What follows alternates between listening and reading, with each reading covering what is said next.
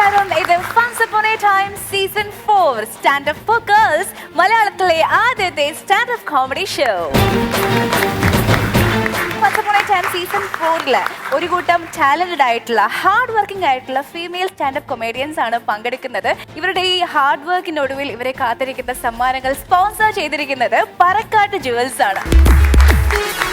ഇന്നത്തെ ഒരു പുതുമ നിറഞ്ഞ എപ്പിസോഡിലേക്ക് നമുക്ക് നമ്മുടെ ജഡ്ജസിനെ സ്നേഹപൂർവ്വം സ്വാഗതം ചെയ്യാം. Let's welcome dum.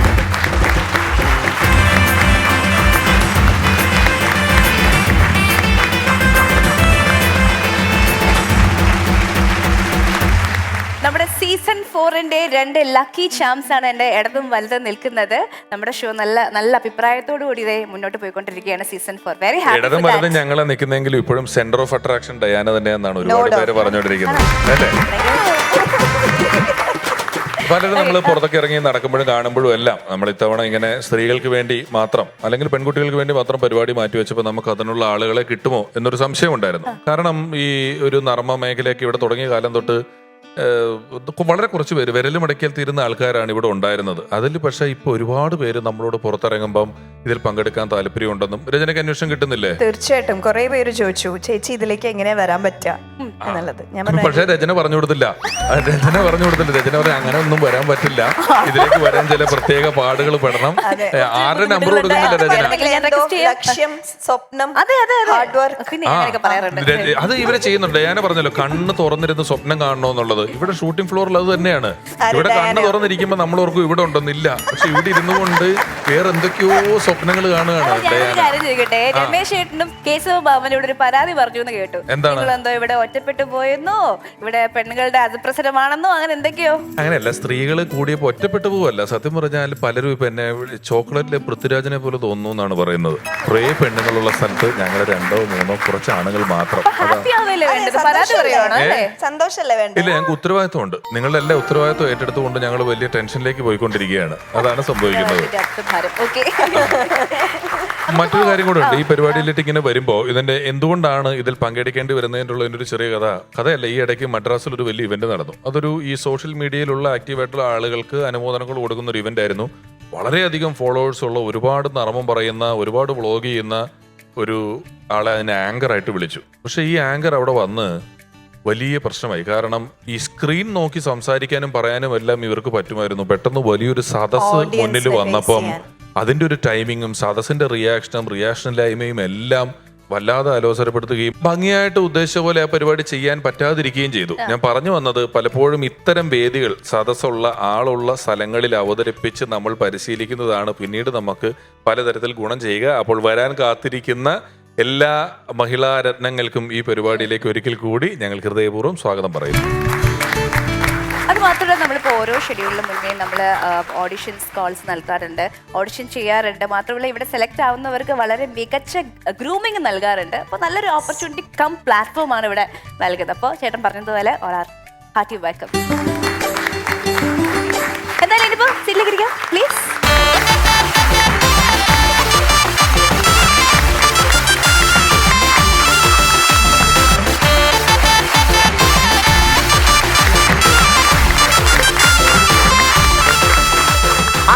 തുടങ്ങല്ലേ അങ്ങനെ തുടങ്ങിയാ കൊള്ളാമോ?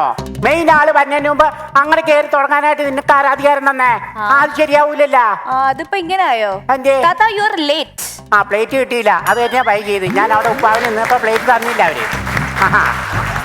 പ്ലേറ്റ് തന്നില്ല, ലേറ്റ് ആയില്ല, വന്ന് നിക്കോ. അങ്ങനെ ലേറ്റ് ആവാണ്ടിരിക്കണേ. നീ ഇങ്ങനെ കണ്ണടച്ചിരുന്ന് സ്വപ്നം കണ്ട് ഞാൻ അങ്ങോട്ട് ഉറങ്ങിപ്പോയി. അത് കാരണമാണ് വരാൻ പറ്റാതിരുന്നത്. അല്ല, അങ്ങനെ സ്വപ്നം കണ്ട് ഉറങ്ങിപ്പോരുത്. സ്വപ്നം കണ്ട ഭാവിയിലേക്ക് വലിയ ഇത് കിട്ടുന്നതാണ് ഡയാന പറഞ്ഞിരുന്നത്. കാര്യമാണ് ഞാൻ പറഞ്ഞത്. ഇവള് സ്വപ്നം കണ്ട് ഉറങ്ങി തലയും കുത്തി നിലത്ത് വീണല്ലേ, അവിടെ എഴുന്നേറ്റ് ഓടി വന്നാണ്.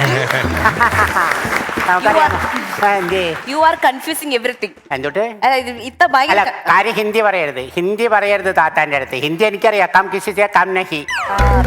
അങ്ങനെ പറയരുത്. മേരെ ഏക കമരേ ബന്ദ് ഹേ, അതൊക്കെ എനിക്കറിയാം. പരിപാടി തുടങ്ങിയാലോ? നീ പരിപാടി തുടങ്ങ, ആളെ വിളിക്ക്. അത് കൊള്ളാല്ലേ. അപ്പൊ അതേപോലെ 2 മത്സരാർത്ഥികളാണ്. We have Indu from Kollam and Anjali from Thiruvalla.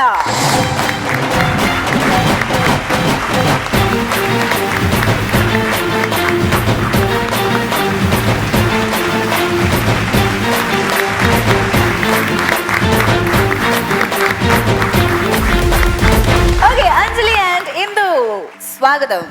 ആരാ ഇന്ദു, ആരാ അഞ്ജലി? ഇന്ദു. ഇന്ദു. അഞ്ജലി. എന്ത് ചെയ്യുന്നു?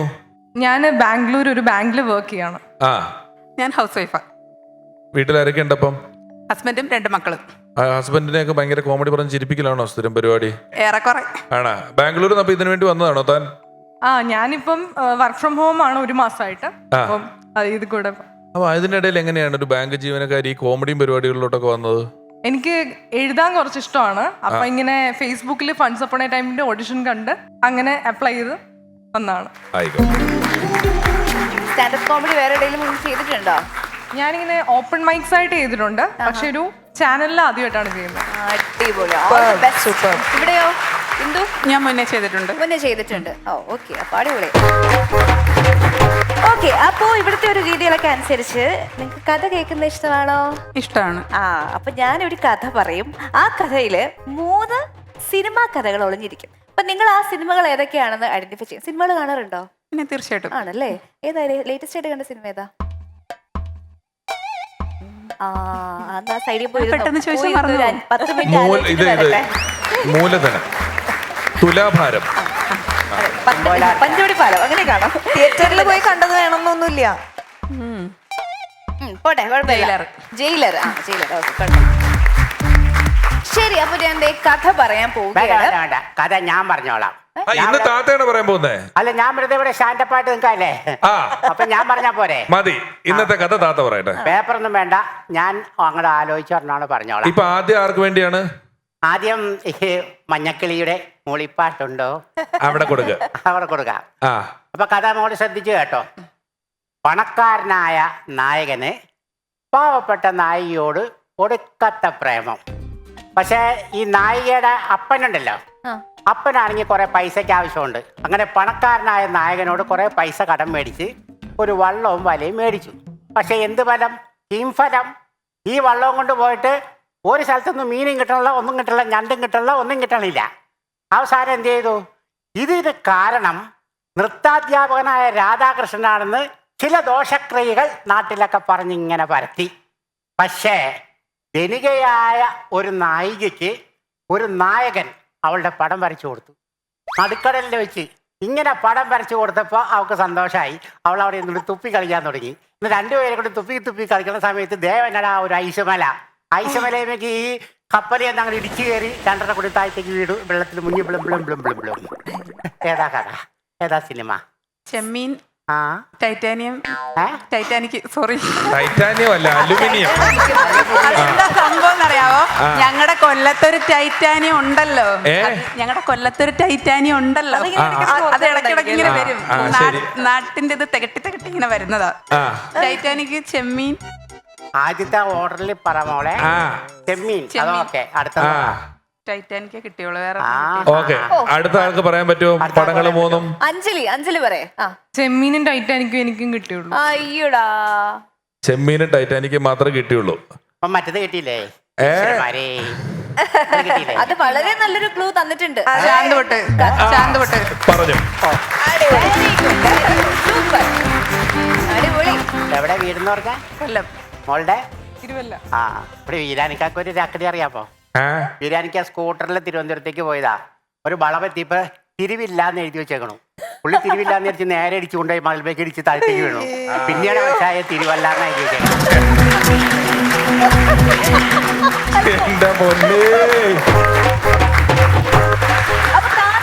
കഥകളിടെ ആദ്യം ചെമ്മീൻ, പിന്നെ ചാന്തുപൊട്ട്, അതിനുശേഷം ടൈറ്റാനിക്. ഒരു ചെറിയൊരു ക്ലൂ തന്നിട്ടാണെങ്കിലും 3 ഉത്തരവും കറക്റ്റ് ആയിട്ട് പറഞ്ഞത് ഇന്ദുവാണ്. അപ്പോൾ ഇന്ന് ആദ്യം പെർഫോം ചെയ്തതും വെരി ഗുഡ്, കൺഗ്രാറ്റുലേഷൻസ് ഇന്ദുവാണ്.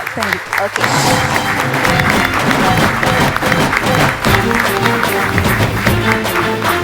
ഹായ്, നമസ്കാരം. എൻ്റെ പേര് ഇന്ദു. ഞാനൊരു കൊല്ലംകാരിയാണേ. കൊല്ലം കണ്ടവൻ ഇല്ലം വേണ്ടാന്നൊരു ചൊല്ല് നിങ്ങളൊക്കെ കേട്ടിട്ടുണ്ടാവും.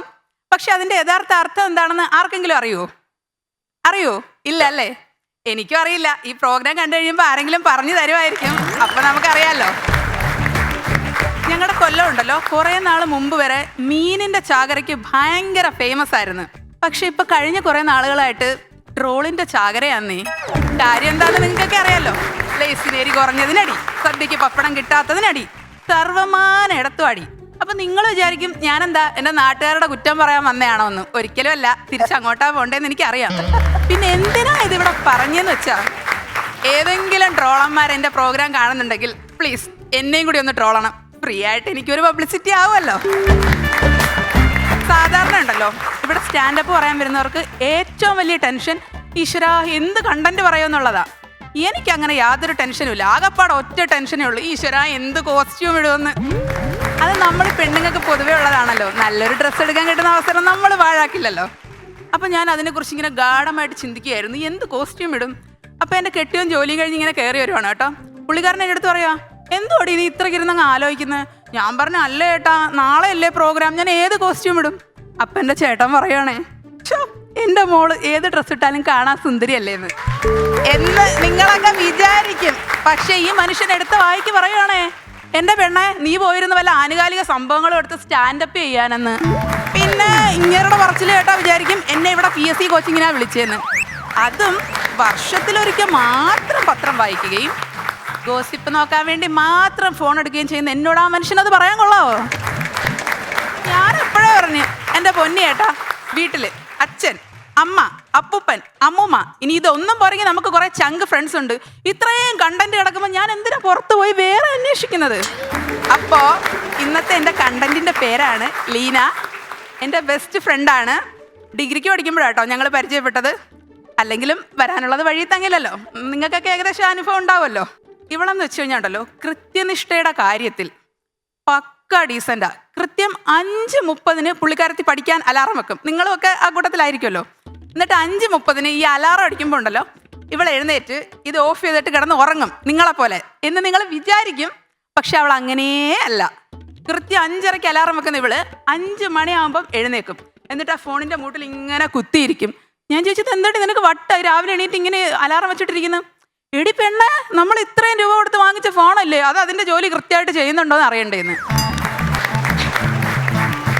അപ്പൊ നിങ്ങൾ വിചാരിക്കും അവളൊരു മടിച്ചിയൊക്കെ ആണ്, പഠിക്കത്തില്ലെന്ന്. പക്ഷെ പഠിക്കാൻ നല്ല മിടുക്കിയ, ഇത്തിരി അതിബുദ്ധി കൂടുതലുണ്ടെന്നേ ഉള്ളൂ കേട്ടോ. അതെനിക്ക് മനസ്സിലായത് എപ്പോഴാണെന്നറിയോ? ഞങ്ങളുടെ ക്രിസ്മസ് പരീക്ഷയുടെ സമയത്ത്. അങ്ങനെ ഞങ്ങൾ എക്സാം ഹാളിൽ ഇരിക്കുക കേട്ടോ. കഷ്ടം പാവം, അവൾക്കന്ന് ജലദോഷമായിരുന്നു. ഞാൻ എക്സാം എഴുതിക്കൊണ്ടിരിക്കുമ്പോൾ ഇവള് തുമ്മലോട് തുമ്മല്. അപ്പം ഞാനൊന്ന് നോക്കി, നമ്മൾ സ്വാഭാവികമായിട്ട് നോക്കുമല്ലോ. ഞാൻ നോക്കിയപ്പം ഇവള് പോക്കറ്റിൽ നിന്ന് കർച്ചീഫ് വലിച്ചെടുക്കുന്നു, തുടയ്ക്കുന്നു, എഴുതുന്നു. കുറച്ച് കഴിഞ്ഞ് നോക്കാൻ നേരത്തുണ്ടല്ലോ, കർച്ചീഫ് ഓരോ വട്ടം ഓരോന്നോരോന്നായിട്ടാണ് പോക്കറ്റിൽ നിന്ന് പൊങ്ങി വരുന്നത്. ഞാനൊന്ന് സൂക്ഷിച്ച് നോക്കി, നമ്മളല്ലെങ്കിൽ ഇച്ചിരി സൂക്ഷ്മ നിരീക്ഷണം നടത്തുമല്ലോ. നോക്കിയപ്പോൾ എന്താ, ചപ്പാത്തിക്കകത്ത് കോപ്പി എഴുതിക്കൊണ്ട് വന്നിരിക്കുന്നു. നിങ്ങളെ ഒരു വെടിക്ക് 2 പക്ഷി എന്നൊക്കെ കേട്ടിട്ടുണ്ടല്ലോ. ഇത് അതുക്കും മേലെ കോപ്പി എഴുതാം, വിശപ്പ് മാറും, തെളിവും നശിപ്പിക്കാം. എങ്ങനെയുണ്ട്? ഇതൊന്നും കേട്ട് നിങ്ങളാരും പോയി അനുകരിക്കല്ലേ. അങ്ങനെ ഞങ്ങളുടെ ക്രിസ്മസ് എക്സാം കഴിഞ്ഞ ദിവസം ഉണ്ടല്ലോ വൈകിട്ട്. ഇപ്പം ചപ്പാത്തി കേസ് പറഞ്ഞപ്പോൾ നിങ്ങൾ വിചാരിച്ചു കാണും ഇവള് ഭയങ്കര തീറ്റ കൊതിച്ചാണെന്ന്. അങ്ങനൊന്നും അല്ല കേട്ടോ. ആൾക്ക് തീറ്റയോട് വലിയ താല്പര്യമൊന്നുമില്ല. അത് ഞാൻ ഈ പറയുന്നത് കേൾക്കുമ്പോൾ നിങ്ങൾക്ക് മനസ്സിലാവും. ഇവൾ അന്ന് വൈകുന്നേരം വീട്ടിൽ ചെന്നപ്പോൾ ഉണ്ടല്ലോ, ഇവളുടെ അനിയത്തി പുള്ളിക്കാരത്തി ആരോ നൈസായിട്ടൊന്ന് തേച്ച്, ഇവൾ അതിന് എലിവിഷം അടിച്ചിട്ട് വായിന്ന് നൊരയും പതയും വന്ന് ഇങ്ങനെ കിടക്കുവാണ് കേട്ടോ. ഇവളങ്ങോട്ട് ചോടി ചെന്നിട്ട്, എടി ദുഷ്ടേ, ക്രിസ്മസ് ആയിട്ട് നീ കേക്കും ഐസ്ക്രീമും വാങ്ങിച്ച് ഒറ്റയ്ക്ക് വെച്ച് അങ്ങ് തിന്നോ അല്ലേന്ന്. ഒന്നും നോക്കിയില്ല, കയ്യിലിരുന്ന ബാക്കി എലിവിഷം എടുത്ത് ആശാട്ടി അങ്ങ് വിഴുങ്ങി. പിന്നെ ഹോസ്പിറ്റലിൽ അടുത്തടുത്ത ബെഡ് കിട്ടിയതുകൊണ്ട് 2 പേർക്കും വിണ്ടിയും പറഞ്ഞു ഇരിക്കായിരുന്നു. അങ്ങനെ ക്രിസ്മസ് എക്സാം കഴിഞ്ഞാൽ നമുക്ക് എന്താ അടുത്തത്? ക്രിസ്മസ് സെലിബ്രേഷൻ അല്ലേ? നിങ്ങളൊക്കെ ക്രിസ്മസ് സെലിബ്രേഷൻ കഴിഞ്ഞാണോ അല്ലേ? അപ്പം നമ്മുടെ ക്രിസ്മസ് സെലിബ്രേഷൻ ഉണ്ടല്ലോ, ഇവളോട് ഞാൻ പറഞ്ഞേ, എടി പുൽക്കൂട്ടിൽ വെക്കാൻ നമുക്കൊരു ഉണ്ണിയേശുവിനെ വേണം, എനിക്ക് ടൈമില്ല, നീ ഒന്ന് പോയി അഡ്ജസ്റ്റ് ചെയ്ത് വാങ്ങിച്ചോണ്ട് പറഞ്ഞേന്ന്. അങ്ങനെ പിറ്റേ ദിവസം രാവിലെ ക്രിസ്മസ് സെലിബ്രേഷൻ്റെ അന്ന് ഞാൻ വരും കേട്ടോ. ഒറ്റ ക്ലാസ്സിൻ്റെ വാതക്കലും പുൽക്കൂട് കാണാൻ ഒരു ഈച്ച കുഞ്ഞു പോലും ഇല്ല. പക്ഷെ എൻ്റെ ക്ലാസ്സിൻ്റെ വാതക്കലുണ്ടല്ലോ നിറയെ ആൾക്കാർ. എനിക്ക് സന്തോഷമായില്ല, അവൾ അടിപൊളിയായിട്ട് പുൽക്കൂട് സെറ്റ് ചെയ്ത് കാണുമല്ലോ. ഞാൻ ഓടി വന്ന് എല്ലാവരെയും തള്ളി മാറ്റിയിട്ട് ആകാംക്ഷയോടെ നോക്കി. എന്താ കഥ? പുൽക്കൂട്ടില് ഉണ്ണിയേശുവിന് പകരം ആലിലയിൽ കിടക്കുന്ന കൃഷ്ണൻ. ഇതെന്താ സംഭവം എന്നറിയാവോ? ക്രിസ്മസിന്റെ തലേന്നാ ഇവള് ഉണ്ണിയേശുവിനെ അന്വേഷിച്ചു പോയി, എങ്ങും കിട്ടാനില്ല. ഈ വെടലെടുത്ത് ചോദിച്ചോടി, എന്തൊരു പണിയാടി നീ ഇത് കാണിച്ചത്? അതല്ലടി, ഇതാകുമ്പോഴേ നമുക്ക് 2-3 മാസം കഴിയുമ്പോൾ വിഷു വരുമല്ലേ, അതിനും കൂടി അങ്ങ് അഡ്ജസ്റ്റ് ചെയ്യാന്ന്. ഇങ്ങനെയുണ്ട്. അങ്ങനെ ക്രിസ്മസ് ആഘോഷം പൊടി പൊടിച്ചു. ക്രിസ്മസ് ആഘോഷമൊക്കെ കഴിഞ്ഞ് കഴിഞ്ഞപ്പോൾ ഉണ്ടല്ലോ, ഞങ്ങളുടെ ഒരു ഫ്രണ്ടിന്റെ കല്യാണം. അത് കുറച്ച് അടുത്ത് തന്നെയാണ്. പക്ഷെ ഇവൾക്ക് ഒരേ നിർബന്ധം, ട്രെയിനിൽ തന്നെ പോകണം. പുള്ളിക്കാരത്തി ട്രെയിനിൽ കയറിയിട്ടില്ലെന്നേ. പിന്നെ നമ്മുടെ ഫ്രണ്ടിൻ്റെ ഒരു ആഗ്രഹമല്ലേ, സാധിച്ചു കൊടുക്കണമല്ലോ. അങ്ങനെ ഏതായാലും ഞങ്ങൾ ട്രെയിനിൽ പോകാൻ തീരുമാനിച്ചു. പിറ്റേ ദിവസം രാവിലെ ട്രെയിൻ എടുക്കാൻ സമയമായപ്പം ഇവള് ഓടിക്കതച്ച് യൂണിഫോം ഇട്ടുകൊണ്ട് കയറി വന്ന്. ഞാൻ ചോദിച്ചത്, എന്തടി നീ എന്ത് കല്യാണത്തിനോ യൂണിഫോം ഇട്ടുകൊണ്ട് വന്നത്? അതല്ലേടി, അതാകുമ്പോൾ നമുക്ക് ST എടുത്ത് അങ്ങ് പോവാമല്ലോ ഒന്നും. ട്രെയിനിൽ ST ഉണ്ടോ? അല്ല ശരിക്കും ST ഉണ്ടോ അറിയാമോ? ഞാനിതാരോടാ ചോദിക്കുന്നത്? അയ്യോ ഞാനൊന്നും ചോദിച്ചില്ല, ട്രെയിനിൽ ST ഇല്ല. അപ്പം കൂട്ടത്തിൽ വന്ന വേറൊരു തോൽവി രമ്യ. എടി വണ്ടി, നിനക്ക് വല്ല ആവശ്യം ഉണ്ടായിരുന്നോ യൂണിഫോം ഇട്ടുകൊണ്ട് വരുന്നേ? എന്നെ കണക്ക് ID കാർഡ് ഇട്ടുകൊണ്ട് വന്നാൽ പോരായിരുന്നോ? നമുക്ക് ST അടിച്ചങ്ങ് പോകാമായിരുന്നല്ലോ എന്ന്. പിന്നെ കൂട്ടത്തിലുള്ള ഒരേ ഒരു ബുദ്ധിമതി ഞാനായതുകൊണ്ട് പറഞ്ഞു, എടി വെമ്പിള്ളേരെ, നിനക്കൊന്നും വേറെ ജോലിയില്ലേ? 2 സ്റ്റോപ്പ് അപ്പുറം ഇറങ്ങുന്നതിന് എന്തിനാ ടിക്കറ്റ് എടുക്കുന്നത്? അമ്മക്ക് ടിക്കറ്റ് എടുക്കാതെ അങ്ങ് പോകാമെന്ന് പറഞ്ഞു. ഞങ്ങൾ ടിക്കറ്റ് ഒന്നും എടുക്കാതെ പോയി. ഈ കല്യാണത്തിന് പോകുന്നതിൻ്റെ മെയിൻ ഉദ്ദേശം എന്താണെന്നറിയാമോ? നന്നായിട്ട് ഒരുങ്ങി പോവുക, അവിടെ പോയി പയ്യന്മാരെയൊക്കെ വായി നോക്കുക. ഓ അതൊക്കെ പറഞ്ഞപ്പോൾ മൊഞ്ചത്തിമാരുടെയൊക്കെ ഒരു ചിരി. സത്യം പറ, ഈ ക്രിസ്മസിന് എത്ര കല്യാണത്തിന് പോയി? അയ്യടാ നാണം. അല്ലെങ്കിലും പെൺപിള്ളേർ പറയില്ല, എൻ്റെ പൊന്നാങ്ങളമാർ പറയും, നിങ്ങൾ കല്യാണത്തിന് പോകുന്നത് നല്ല സെറ്റായിട്ട് ഒരുങ്ങി വരുന്ന പെൺപിള്ളേരെ നോക്കാനല്ലേ? സത്യം പറ. അയ്യോ പുണ്യാളന്മാര്, അയ്യോ. അങ്ങനെ ഞങ്ങൾ കല്യാണത്തിന് പോയി കേട്ടോ. ഞാനൊക്കെ ഭയങ്കര പ്രതീക്ഷയിൽ ഒരുങ്ങിപ്പോയി. എൻ്റെ പ്രതീക്ഷകളൊക്കെ ആകെ അസ്തമിച്ചുകൊണ്ട് ഇത്രയും ഒരുങ്ങിച്ചെന്ന് എന്നെ ഒന്നും ഒരുത്തനും നോക്കിയില്ലെന്നേ. ആ യൂണിഫോം ഇട്ടുകൊണ്ട് വന്ന അലവലാതി അവൾ അവിടെ നിന്ന് ഒരു ലൈനെ സെറ്റാക്കിക്കൊണ്ടിങ്ങി വന്ന്. അപ്പം പിന്നീട് ഇത് സ്ഥിരം ഇവൻ്റെ വരവായി. ഞാൻ ചോദിച്ചു, എടി നമ്മൾ അന്ന് ജസ്റ്റ് ഒന്ന് കണ്ടതല്ലേ ഉള്ളൂ, നിനക്ക് ഇവനെ ഇഷ്ടപ്പെട്ടോ? അങ്ങനെയൊന്നും ഇല്ലടി, അവനെ ലവ് ലെറ്റർ തരുന്നത് ചോക്ലേറ്റ് പൊതിഞ്ഞ, അതെനിക്കങ്ങ് ഇഷ്ടപ്പെട്ടു, ഡെയിലി അതൊരെണ്ണം കഴിക്കാമല്ലോ എന്ന്. അങ്ങനെ ഈ 11 മണി സമയമാകുമ്പം ഡെയിലി ഇവൻ ചോക്ലേറ്റും ലവ് ലെറ്ററും ആയിട്ട് വരും കേട്ടോ. ഇതിങ്ങനെ തുടർന്നുകൊണ്ടിരുന്ന് ഏകദേശം ഒരു 6 മാസമായി കാണും. 6 മാസം കഴിഞ്ഞൊരു ദിവസം ഞാൻ നോക്കിയപ്പോൾ 11 മണിക്ക് ഇവിടെ ഇരുന്ന് പപ്സ് കഴിക്കുന്നു. ഞാൻ ചോദിച്ചു, എന്ത് പറ്റിയടി? അല്ലടി ചോക്ലേറ്റ് മടുത്ത്, ഞാൻ അവനെ അങ്ങ് തേച്ച് ഇപ്പം പപ്സ് കൊണ്ടുവരുന്ന ഒരുത്തനാ, അപ്പം അവനുമായിട്ട് സെറ്റാന്ന്. അപ്പം ഞാൻ ചോദിച്ചെടി എന്നാലും അത് മോശമല്ലേ? ഉടനെ ഇവളെ എടുത്ത വായിക്ക് പറയുവാണേ, അവൻ മണ്ടൻ, അവൻ ആ ചോക്ലേറ്റിൻ്റെ ഫ്ലേവർ ഒന്ന് മാറ്റിക്കൂടായിരുന്നു ഒന്നും. നോട്ട് ദ പോയിന്റ്, ബാക്കിലിരിക്കുന്ന ബോയ്സ് ആർക്കെങ്കിലും ചോക്ലേറ്റ് ഒക്കെ കൊടുക്കുന്നുണ്ടെങ്കിൽ ഇടയ്ക്ക് ഫ്ലേവറൊക്കെ ഒന്ന് മാറ്റണം. അങ്ങനെ ഇവൻ വെറുതെ വിടുവോ? നമ്മൾ പയ്യന്മാരങ്ങനെ ചോക്ലേറ്റ് ഒക്കെ വാങ്ങിച്ചു കൊടുത്തിട്ട് വെറുതെ വിടുവോ? ഇവൻ എന്തെയ്തെന്നറിയാവോ? ഇവളുടെ വീട് അന്വേഷിച്ച് കണ്ടുപിടിച്ചിങ്ങി എത്തി. അതും പാതിരാത്രിക്ക് നല്ല കറുത്ത മാസ്കും വെച്ച് കറുത്ത ഡ്രസ്സൊക്കെ ഇട്ട് ഇങ്ങ് വന്നു. ഇവളുടെ അമ്മച്ചി ഉണ്ടല്ലോ, വീട്ടിൽ ആറ്റുനോറ്റ് നല്ലൊരു പേരമരം വളർത്തുന്നുണ്ട്. അതിങ്ങനെ പടർന്ന് പന്തളിച്ച് നല്ല പൂത്ത് കായ്ച്ച സമയം. അമ്മച്ചിയാണെങ്കിൽ ഇത് വവ്വാലൊന്നും അടിക്കാതെ ഇങ്ങനെ നോക്കിക്കൊണ്ടിരിക്കുക. അമ്മച്ചി നോക്കിയപ്പോൾ പതിവില്ലാതെ പേരമരത്തിലൊരു വവ്വാല്. അമ്മ ശരിക്കും വവ്വാലാണെന്ന് വിചാരിച്ച് എടുത്ത ഒറ്റ ഏറ്. ലവൻ ദാ കിടക്കുന്ന ചക്കട പൊക്കടോ എന്ന് പറഞ്ഞ് താഴെ. എങ്ങനെ നമ്മുടെ കിളിച്ചുണ്ട മാമ്പഴത്തിൽ ലാലേട്ടൻ പറയുന്ന പോലെ, കിടക്കണ കണ്ടില്ലേ വെട്ടിയിട്ട വാഴ പോലെ. ലാലേട്ട ഫാൻസ് ആരും ഇല്ലേ? ഒരു കയ്യടി പോലും കിട്ടിയില്ല. ഇവനങ്ങ് താഴെ വീണല്ലോ. അപ്പൊ ഇവള് വിചാരിച്ച് അതോടുകൂടി ഇവന്റെ ശല്യം അങ്ങ് തീർന്നെന്ന്. എവിടെന്ന്? പിറ്റേന്ന് കോളേജിൽ ചെന്നപ്പോൾ ദാ നിൽക്കുന്ന ഗേറ്റിന്റെ വാതൊക്കെ ഇവളെ കണ്ടതും ചെവുക്കുറ്റി നോക്കി ഒന്നങ്ങ് ഒട്ടിച്ച്. പക്ഷെ എൻ്റെ ഈശ്വര, ഇവളങ്ങ് കരച്ചില്. ഞാൻ ആശ്വസിപ്പിക്കുവോ, എൻ്റെ മോളെ നീ അടങ്ങ്, പോട്ട്, സാരമില്ല. ഇല്ലടി, എൻ്റെ പപ്സ് താഴെ പോയടി. അവൻ അടിച്ചതിനേക്കാളും വലിയ സങ്കടമായി പപ്സ് താഴെ പോയത്. പിന്നെ എൻ്റെ ഫ്രണ്ടല്ലേ, ഞാൻ പറഞ്ഞങ്ങ് ആശ്വസിപ്പിച്ച്, ഒരൊറ്റ വാക്കിൽ അവളങ്ങ് ആശ്വസിച്ച്. ഞാൻ പറഞ്ഞ്, പോട്ട് മോളെ, ചേച്ചി നിനക്ക് ബിരിയാണി വാങ്ങിക്കുന്ന ഒരുത്തനെ അങ്ങ് സെറ്റ് ചെയ്ത് തരാമെന്ന് പറഞ്ഞ്. അതോടെ ആ കരച്ചിലങ്ങ് തീർന്നു. അങ്ങനെ കോളേജ് കാലഘട്ടമൊക്കെ കഴിഞ്ഞു കേട്ടോ. കോളേജ് കാലഘട്ടം കഴിയുമ്പം നിങ്ങൾക്കൊക്കെ ഒരു ആഗ്രഹം കാണുമല്ലോ, നല്ലൊരു ജോലി അല്ലെങ്കിൽ സ്വന്തമായിട്ടൊരു ബിസിനസ്. ഇതിൽ ബിസിനസ് തുടങ്ങാൻ പ്ലാനുള്ള ആരെങ്കിലും ഉണ്ടോ? സ്വന്തമായിട്ട് ബിസിനസ് തുടങ്ങാൻ ഉണ്ടല്ലേ? അപ്പോൾ ഇവൾക്ക് ഒരു വാശി എന്ന് വെച്ച് കഴിഞ്ഞാൽ, എനിക്കൊരു ബോസും വേണ്ട, ഞാൻ ആരുടെ കീഴിലും ജോലി ചെയ്യില്ല. അങ്ങനെ പുള്ളിക്കാരത്തി സ്വന്തമായിട്ടൊരു ബിസിനസ്സൊക്കെ തുടങ്ങാൻ തീരുമാനിച്ചു. വീട്ടുകാരെ നിർബന്ധിച്ച് വീടിൻ്റെ ആധാരമൊക്കെ പണയം വെച്ചു. നല്ലൊരു ബേക്കറി അങ്ങ് തുടങ്ങി. ദോഷം പറയരുത്, വമ്പൻ ലാഭമായിരുന്നു. അവൾക്കല്ല, വീട് ജപ്തി ചെയ്ത ബാങ്കുകാർക്ക്. അപ്പം വീടൊക്കെ ജപ്തി ആകുമ്പോൾ എന്തായാലും വീട്ടുകാരൊന്ന് കുറ്റപ്പെടുത്തുമല്ലോ. പക്ഷെ ഇവക്ക് അപാര തൊലിക്കട്ടിയാ. കുറ്റപ്പെടുത്തലിൽ നിന്ന് എങ്ങനെ രക്ഷപ്പെടാം? നമ്മൾ ഒരു വെടിക്ക് 2 പക്ഷി കൂടുതലെന്ന് പറഞ്ഞ പോലെ ഇവിടെയും അവൾ ആ ഒരു ടെക്നിക്ക് പ്രയോഗിച്ചു. ഇവളെന്ത് ചെയ്തെന്നറിയാവോ? അങ്ങ് ആത്മഹത്യ നാടകം കളിക്കാമെന്ന് വിചാരിച്ച്. പക്ഷെ പെരയ്ക്കകത്താകുമ്പോൾ ഇതാരും കാണത്തില്ലല്ലോ.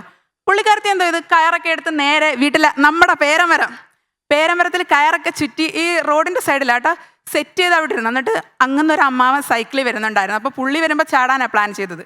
പക്ഷെ പുള്ളിക്കാരൻ സൈക്കിളിൽ വന്നപ്പോൾ കുറച്ച് സ്പീഡിൽ പോയി. ഇവള് പെട്ടെന്ന് എടുത്തങ്ങ് ചാടി. പക്ഷെ ആ ചാടിയ കൂട്ടത്തിൽ ആകെ മറന്ന് കഴുത്തെല്ലാം കയറിടാൻ മറന്നുപോയി. കൈയും കാലും ഒടിഞ്ഞിട്ട് ആളിപ്പോൾ ഹോസ്പിറ്റലിലാണ്. ഇനിയിപ്പോൾ ഇവിടുന്ന് പോയിട്ട് കുറച്ച് ആപ്പിളും ഓറഞ്ചും ഒക്കെ വാങ്ങിച്ച് അവൾക്ക് കൊടുക്കണം. വേറൊന്നും കൊണ്ടല്ല, എൻ്റെ കണ്ടന്റിൻ്റെ അക്ഷയപാത്രമാണേ കിടക്കുന്നത്. പക്ഷേ ഫ്രൂട്ട്സ് ഒക്കെ ഇച്ചിരി അധികം മേടിക്കേണ്ടി വരും. ഇവള് ചാടിയപ്പോൾ ഉണ്ടല്ലോ, ആ പാവം പിടിച്ച അമ്മാവനും സൈക്കിളും എല്ലാം കിടാം. ഇപ്പൊ പുള്ളി അതിൻ്റെ അപ്പുറത്തെ ബെഡിലാന്ന്. എന്ത് ചെയ്യാനാ?